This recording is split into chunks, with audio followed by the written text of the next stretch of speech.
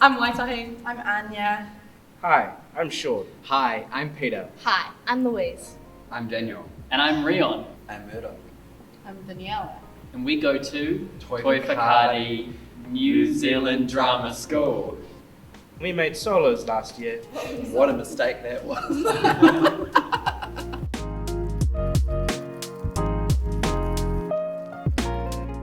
Death.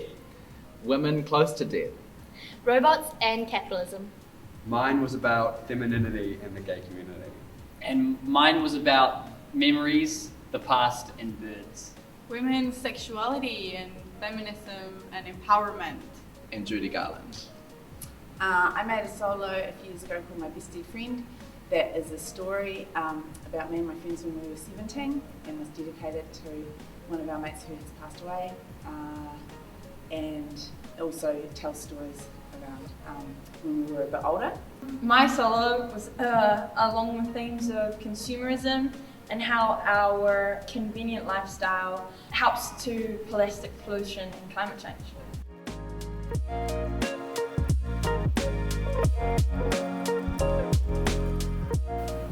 Nap. A lot of naps. On floor. No pillows. I go home and I have a shower. Just wash it off, and then come back tomorrow real fresh. I just walk around the whole school and talk to people. I don't leave. I just lock myself in the room until I have a good solo. And then I leave. Crying to release tension, a lot of music, and I had a loop pedal. I turn off all the lights and listen to Sufjan Stevens. I go for a walk and then I call my mum. I dwell on it and then I dwell on it and then I don't sleep until maybe 2 or 3. And I come in ready to work again tomorrow. I did a lot of crying as well. We wanted to make a comedy about grief, but turns out there's still a lot of grief there. So I remember a lot of rehearsals with my director Isabel McKinnon, who was amazing, where I would be sort of crying and trying to do the show, or I'd be crying and just sort of having to lie down on the floor and she'd be sort of making the show around me. So I highly recommend getting a collaborator that you trust and that believes in the work as much as you do, because then when you're crying on the floor, they'll help you.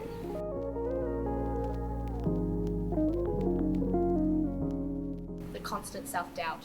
Like when you think something's quite good in your head and then you put it on the floor and it's not great. Or when someone else tells you it's not good. And then you go, well, I think it's quite good. And you And then you disagree keep with that making. person.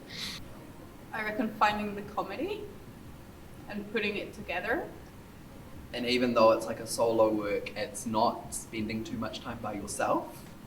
It's getting together with other people lots to feed you. Self-doubt and keeping inspired. Coming up with new ideas and not losing stamina. When 19 people in your class are also making solos and you're like, fuck, my solo's fucking pretty shit comparatively.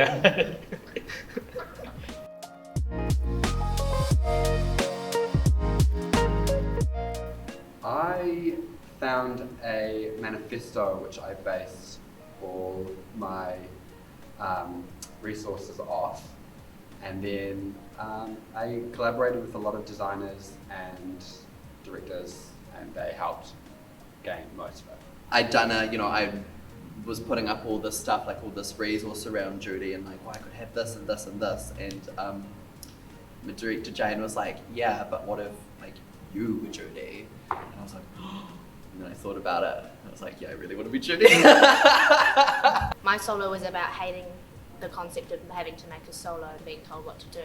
So that came on a plane ride when I had to have an idea the next day. And I just said, I feel like a robot. I am in a plane robot. And so the show will be about robots and capitalism. I looked back at a lot of old photo albums and I listened to a lot of music, and I found that recording things on old music formats gave things a really nostalgic quality, and that feeling I then translated into like things that in my imagination would look good on the stage. Mine was about a historical figure in New Zealand. It was about Minnie Dean, the first and only woman to be hanged in this country. and I went from there. Mine was about existential dread I have every day. And also a verbatim piece from my mum.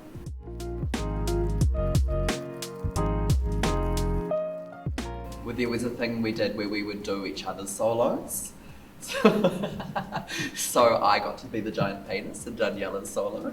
And it's kind of when you're doing someone else's thing, you're like, I can literally be as silly as I want. Actually putting it up in front of people and hearing how that is, because when it feels good to perform it, it gives you more motivation. I also like just saying that I've made a solo work. I like the clout you get from being I made my own solo show. I like saying that. And I think the liberation to do whatever you want to do without having someone telling you no, you can't, just trying things out. I like people reading your work back to you, especially something without a necessarily clear narrative.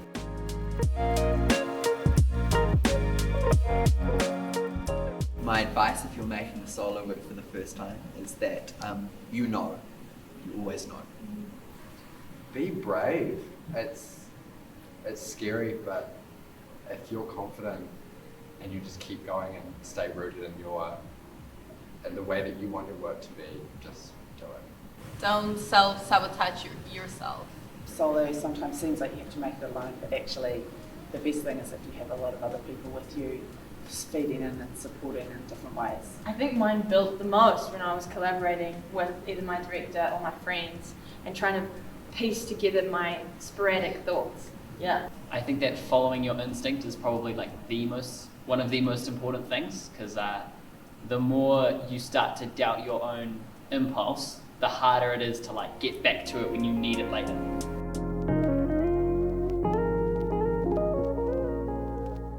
I did an hour and a half warm-up every single time I did a show.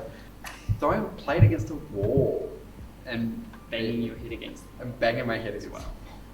I think I was always walking and just going from D10 to D1 to D2.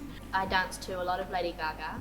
I like to close my eyes, listen to music, and move a bit weird and quite spontaneously. I have a visual journal. I also have a journal. I love to keep it in a book. I had a Google Doc. I had several Google Docs. I didn't.